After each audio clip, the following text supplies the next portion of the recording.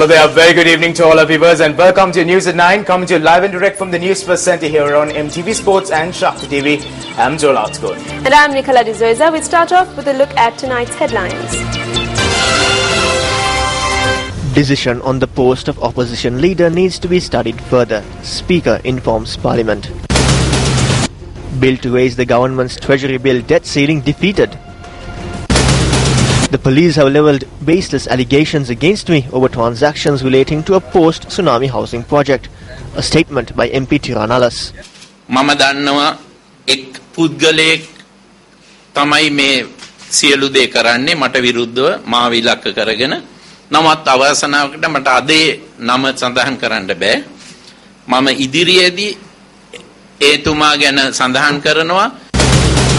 Blunt force trauma ruled as cause of death in the murder of a woman in Kahawatha. News First, Sivasa TV and Shakti TV sweep the 2014 State Television Awards. Breaking new ground in the TV industry once again. News First, Sirasa TV and Shakti TV shown at the 2014 State Television Awards ceremony held at the BMI CH this evening. More details come up later on in the news. The bill presented to Parliament today to increase the government's Treasury bill debt ceiling by 400 million rupees was defeated today. 31 MPs voted in favour of the bill, while 51 MPs voted against. News First Parliament correspondent Amarasri Bandara reports. The bill presented in order to raise the government Treasury bill debt ceiling by 400 million rupees was defeated in Parliament today. Members of the opposition continued to criticise the government's move since the bill was presented to Parliament today. Amid the criticism that was levelled against this move, Deputy Minister Dr. Harsha De Silva delivered his address. After his address, a request was made to call for a vote to pass the bill in Parliament. 31 votes were cast in favour, while 52 votes were cast against it. The previous bill in relation to the government's Treasury bill ceiling was 850 million rupees and was approved. Today the bill was presented to raise the debt ceiling by another 400 million rupees. This bill was defeated in Parliament today. Subsequently, the chair decided to adjourn Parliament until tomorrow.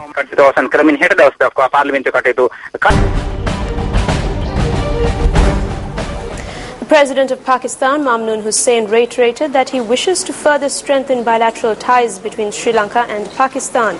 The President's media division noted that President Maithripala Sirisena thanked the President of Pakistan for the concessions granted to Sri Lanka through the bilateral agreements signed between the two nations. News First Rinaz Mohammed, who is in Pakistan, says that President Maithripala Sirisena is due to arrive in the island today, ending his official state visit to Pakistan.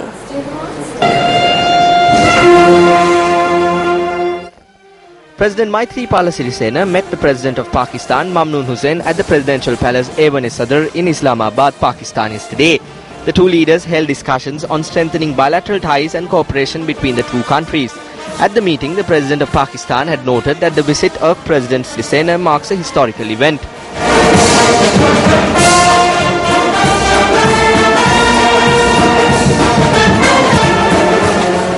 Subsequently, President Maithripala Sirisena attended a state banquet hosted by the President of Pakistan.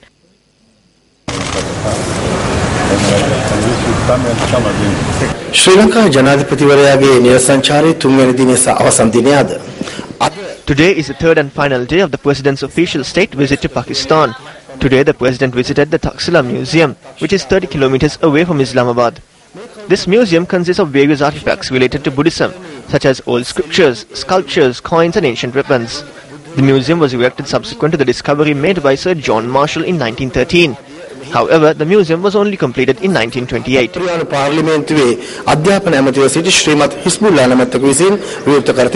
President Maithripala Sirisena also visited the Taxila Museum, which boasts of many statues of Lord Buddha from various periods, ancient coins, Arabic, Persian and Greek historical artifacts and military equipment. The President stated that as a Buddhist, it was a privilege to witness ancient and sacred artifacts of Buddhism. The President also signed the guest book at the museum. MP Tiranalas says the police have levelled baseless allegations at him through a media release issued this afternoon by police headquarters. Convening a media briefing this evening, MP Tiranalas made these clarifications. No, I called this press conference specially to speak about this press release which has been released by the police department with a whole lot of allegations against me, pointing to an organization called RADA, which was operative in year 2006, because I left the RADA organization in January 2007. So this is some projects that took place in year 2006, building of houses for the people who were affected by tsunami in the north and east. And this entire project was approved by the cabinet. In fact, the cabinet paper gave the details of the contractors, the amounts to be paid to the contractors. So basically we as RADA, as an organization, we had no decision to take. Even the amounts, everything was specifically mentioned in the cabinet paper. I totally reject all these allegations. This is absolutely nonsense. Nothing in this press release is correct. That I must tell you. So the only thing I can say is that unfortunately in this country, this is how the investigations are taking place. I was the chairman. Up to date, they have not taken a statement from me, not even asked me one question about it. After I saw this press release, I contacted the chief operating officer who was there at that time, who is still a chairman of a corporation in this government also. He said he has not been asked anything, he has not given a statement, nothing. So without all that, this is what the police does. And they have said they have gone to courts, they have got restrictions on foreign travel, all that, but not even a statement recorded from us. No, it's an individual who is behind everything. But unfortunately I can't divulge his name today, but I will do so very soon. And with all his other doings, I have enough evidence. I will bring out everything about him. First of all, I am looking at going to Supreme Court on a FR case on this statement itself. The irony of it is, see, if fortunately I own a media organization. So because of that I got this. If not, I wouldn't have known. නීති උපදෙස් අනිවාර්යෙන් ගන්නවා. අනිවාර්යෙන් මේ ප්‍රකාශයට විරුද්ධව මම නඩු දානවා. ඒ මොකද මේක තනිකර මට මඩ ගැසීම කරලා තියෙන්නේ. මාව නිකන් හොරෙක් කරලා මේකෙන් තියෙන්නේ. කිසිම ප්‍රකාශයක් ගන්නෙ නැතුව විමර්ශනයක් හරියට කරන්නේ නැතුව මෙවැනි දෙයක් කිරීම සම්පූර්ණයෙන් වැරදි. මම ඒවට නීති ක්‍රියාමාර්ග ගන්නවා. මම අනිවාර්යෙන් මම කතානායකතුමාව දැනුවත් කරනවා. Prime Minister Ranil Wickremesinghe spoke on the progress of the 100-day program in Parliament today. දැන් පළවෙනි වතාවට ජීවන මිල දර්ශකයේ පහත වැටීමෙන් පවතිනවා. Now, for the first time ever, the cost of living index is continually dropping. This is a special victory of the Maithripala regime. We enjoy this independence the moment we step out onto the roads. What we could see in the past was cutouts of the Rajapaksa family in every nook and cranny when we walk the streets. There are no billboards and cutouts bearing the images of politicians now. When we take a newspaper to our hands, we are able to witness this freedom. Back in the day, newspapers were full of articles that carried appraisals of the Rajapaksa family. There was not a single paper that was published without an advertisement praising the Rajapaksas. But this is not the situation today. When we watch TV and listen to the radio, we are experiencing this freedom. There is freedom to express ideas and criticize the government. Phone calls are not tapped today. Your day-to-day movements are not spied on. There are no files compiled on ministers and MPs. Ministers and MPs are no longer blackmailed with such files. Most of the promises we made under the 100-day program have been fulfilled to date, and we are in the process of fulfilling the rest. Though we fail to fulfill 100% of the promises, we, the President and the government, guarantee that more than 90% of the promises will be fulfilled. Field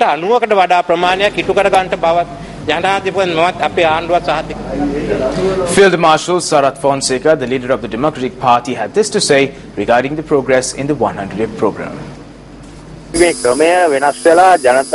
We are not yet in a state that we can guarantee to the people that this system has been changed. We cannot guarantee that we have granted them the freedom that they have hoped for.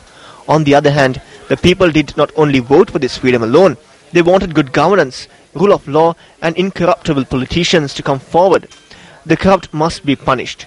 Justice and fairness should be given to the people all over the country.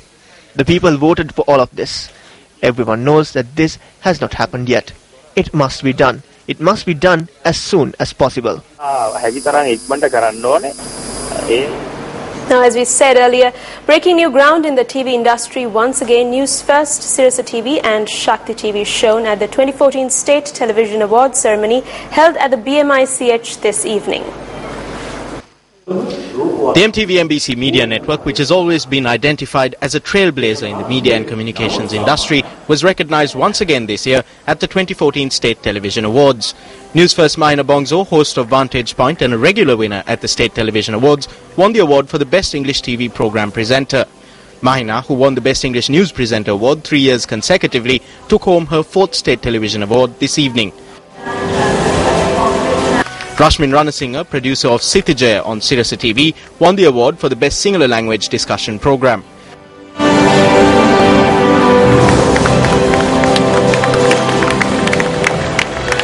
K. Mayuran won the award for Best News Reporting in the Tamil language.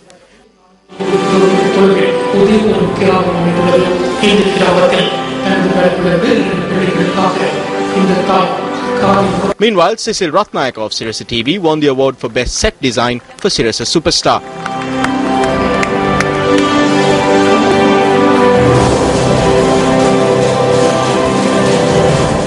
Shakti Superstar won the award for the Best Tamil Musical Program.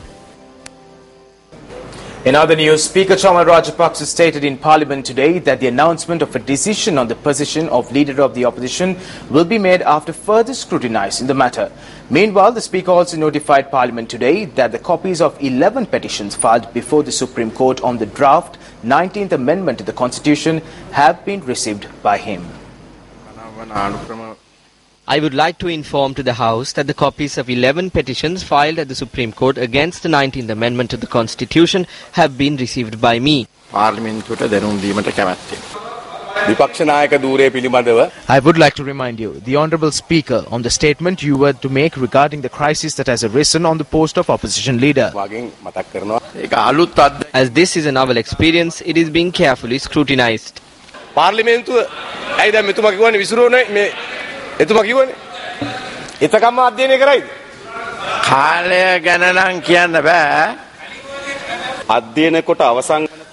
the scrutinization, is Nimmal Siripala de Silva going to remain as the leader of the opposition? We would like to know that.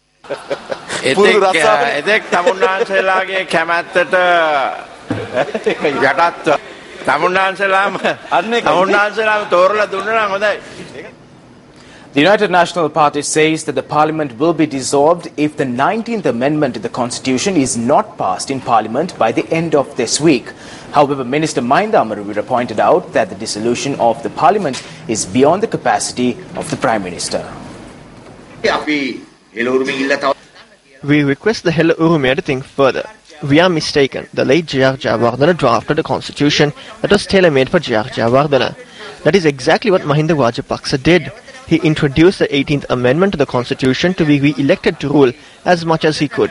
It is not about drafting several constitutions. We must come together to draft a constitution that will suit the country as a whole. There are many promises to be fulfilled under the 100-day program. The very first of all the promises to be fulfilled is the abolition of the executive presidency, to re-enact the 17th Amendment to the Constitution and to move towards new electoral reform. No one can oppose this. No party can oppose this. Ranil Wickremesinghe said that the Parliament will be dissolved on the 22nd of April. I don't think it will be dissolved now. He can't carry out the task of dissolving it. It should be dissolved by the President, because the President continues to hold the powers of the Executive. They won't abolish His Excellency's executive powers during this time frame. As the Sri Lanka Freedom Party, we have decided no bill will be passed in Parliament without our votes. Champika Ranawaka has expressed his views with the agreement of the current President, the Prime Minister and Chandrika Bandaranayake Kumaratunga. A gazette notification has been issued. I believe that relevant steps will be taken in this regard within this week. We will take steps to pass the 19th Amendment to the Constitution within this week. If anyone opposes this, it clearly indicates that within the very next day, we will dissolve the Parliament and call for a general election to receive the public's mandate.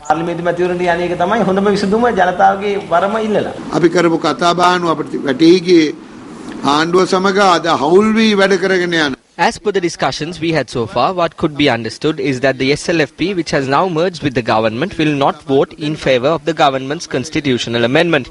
If this is not passed in Parliament, Ranil Wickremesinghe continues to say that the Parliament will be dissolved. But anyone knows that he does not hold the capacity to do so. Only the new amendment says that the President should act according to what the Prime Minister says. Such an amendment has not been passed yet. Therefore, the President should not take note of this and think from a wholly different perspective, as this amendment is his promise. It is a complexity as to whether these could be fulfilled in the future if a new alternate government is appointed, and whether the President will be able to fulfill his promises. Minister Sajith Premadasa says that those who were silent when Samruddhi funds were used for political objectives are voicing their protest when the funds are being given to the people. The minister made this statement while attending another phase of the event held to present low-interest loans to the public. 145 low-income families that come under the purview of the Divinagama community-based bank zone in Imberali Hela, Tissamaharama received concessionary loans of 100,000 rupees each. ගියාන්නුව පාරිතෝෂික දුන්නේ නැහැ. සජිත් ප්‍රේමදාස දෙනවා පාරිතෝෂික. මම ප්‍රකාශ කරන්න කැමති. The previous administration did not provide the gratuity. I wish to know that Sajith Premadasa will provide the gratuity through concessionary loans to the innocent people. A protest has been launched today against the relief program that I have organized. As the new government, we have implemented a program to provide concessionary loans to the common man. When this is being done, political enemies are protesting. During the time of the presidential election, a Divinagama convention was organized. The expenditure for one day was 63 million rupees. All of it was from the Samruddhi funds. When Samruddhi funds are being skimmed for political objectives, no one protested. දේශපාලන වාසි ලබා ගන්නට සමෘද්ධි ලාභියාගේ සල්ලි හොරා කනකොට කවුරුත් උද්ඝෝෂණ.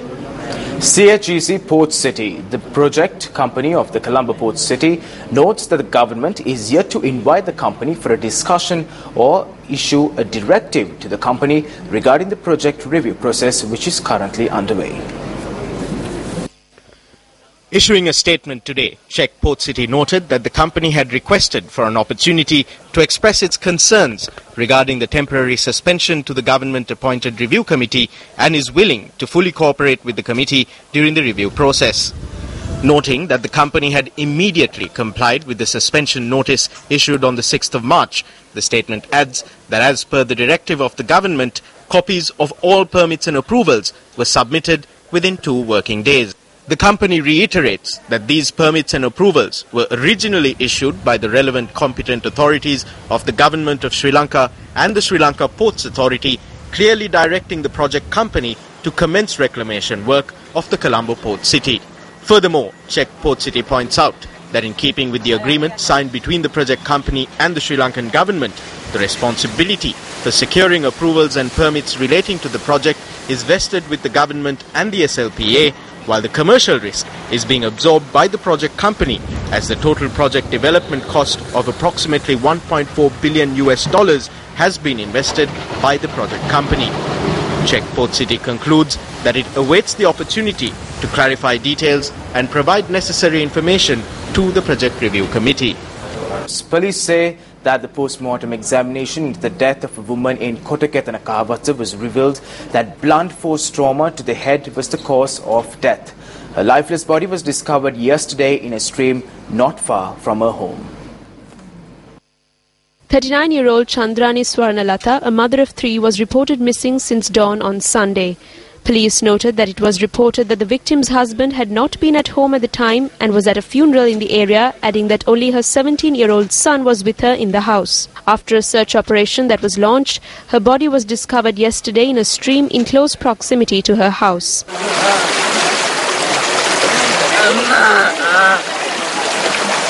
The post-mortem examination has revealed that deep lacerations were found on the back of her head. The police added that several body parts have been sent to specialists to determine if the victim was sexually assaulted. මේ වන විට කහවත්ත පොලිසිය නිලධාරීන්ට අමතරව In addition to the police officers from Kahavatta, the investigation has been handed over to the Colombo Crimes Division by the IGP. A CCD team headed by an assistant superintendent of police has already gone to Kotakatena. They have recorded over 30 statements so far. 30කට ආසන්න ප්‍රමාණයක් සටහන් කරගෙන තිබෙනවා. The body of the murdered police sub-inspector attached to the Bandaragama police has been taken to his residence for the final rites. RWW Palihawadana, a police sub-inspector residing in Bekkegama Walana in Panadura, was murdered in his sleep on Sunday night at his residence. Details of his death surfaced based on information provided by his wife at 4:30 last morning. Panadura රෝහලේ අධිකරණ වෛද්‍ය නිලධාරී The judicial medical officer of the Panadura hospital conducted the post-mortem examination. He had reported that the sub-inspector was killed in an attack to his neck with a sharp object. ගෙලට එල්ල කරන ලද පහරකින් මෙම මරණය සිදු වී ඇති බවයි. The final rites of the deceased police sub-inspector will be observed tomorrow. 45 Sri Lankans who were stranded in the midst of fighting in Yemen were brought to Djibouti today. Assistant Director of Public Relations at the Sri Lanka Bureau of Foreign Employment, Dinesha Samarasinghe, has said that the Sri Lankans will be brought back to Sri Lanka by air. The 45 Sri Lankans who were stranded in conflict-stricken Yemen were brought to Djibouti in the Horn of Africa yesterday. The Public Relations Office of the Foreign Employment Bureau confirmed that the Sri Lankans were brought to Djibouti at around 4 this morning. By 6 in the morning today, I got to know that they have arrived at the Djibouti coast. Now they are safe. To be honest, we are overwhelmed with happiness. We need to thank Sirisa at this point of time. Sirisa has assisted us since the beginning. They raised our voices through the media in mediating the rescue process. I would take this opportunity to render my special gratitude to Sirisa. The main thing is they are now safe. They are away from the war-torn region. 45 Sri Lankans stranded in Yemen has successfully arrived at Djibouti last night after nearly 6 hours journey on Chinese naval vessel. Chinese ambassador in Yemen handed over them to Sri Lankan ambassador in Kenya, who arrived from Kenya. They will arrive in Colombo by flight in the coming 1 or 2 days, as far as I know. Ministry of Foreign Affairs of Sri Lanka will arrange them to board on commercial flight and back to Colombo. The SLBFE stated that the Sri Lankans will be brought to the island aboard a passenger aircraft. The Bureau added that discussions pertaining to airline tickets and other procedures for air travel are currently underway. We have a comprehensive report on the crisis in Yemen coming up on the international desk. In more news this evening, the Friday Forum, an informal group of concerned citizens, welcomes the fact that the Right to Information Bill and the proposed 19th Amendment to the Constitution dealing with the executive presidency and the independent commissions are available for public debate and discussion. Issuing a media release, the Friday Forum notes that the constitutional amendment is an opportunity for all parliamentarians to engage in constructive criticism that will ensure changes in the constitution in the national interest. The statement, bearing the signatures of Professor Savithri Gunasekara and Dr. Upatissa Pettiagoda, reads, however, that it is critically important to include amendments to the constitution on the constitutional provisions on appointment and removal of judges of the superior courts.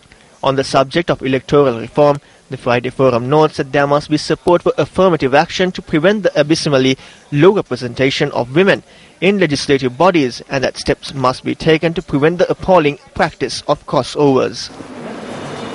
Several farmers in the Polonnaruwa district charged that there is no proper procedure in the implementation of the government stipulated price for the purchase of paddy.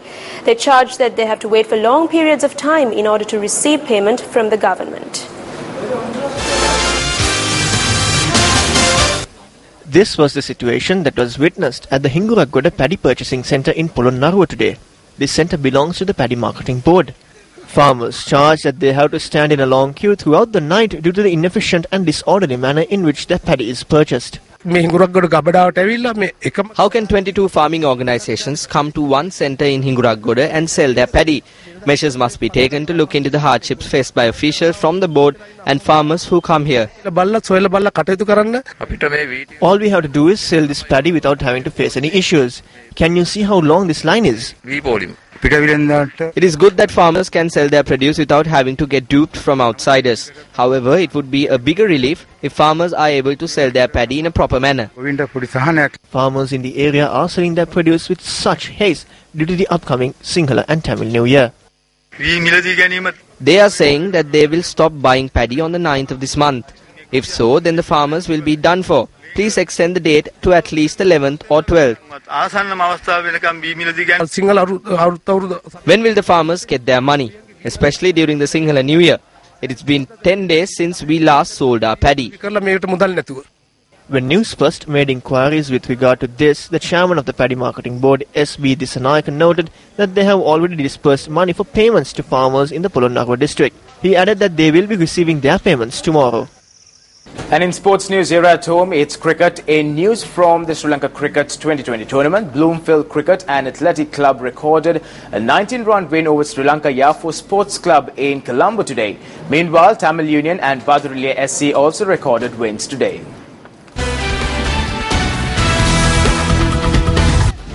Tamil Union battled it out against Saracen Sports Club at the SSC grounds today. Batting first, Tamil Union posted 186 for the loss of 8 wickets in their 20 overs. Chasing 187 runs to win, Saracens could only come up with 137 runs in 17.4 overs before being bowled out. Thereby, Tamil Union won the game by 49 runs. Badurilya Sports Club played against the Colombo Cricket Club, or the CCC, at the NCC grounds in Colombo. Batting first, CCC posted 202 runs on the board for the loss of 4 wickets in their 20 overs. Chamara Silva top scored with a mammoth 54 ball 110 runs for CCC. Chasing 203 runs to win, Badurilya reached a target in 19.4 overs, amassing 205 runs for the loss of 8 wickets. Lassana Pereira top scored for Badurilya with 72 runs. Well, with all that international and local news, it's time for us to wrap up the news at night on MTV Sports and Shakti TV. For the news team, I'm Joe Lauster. And I'm Nicola D'Zoiza. Take care and good night.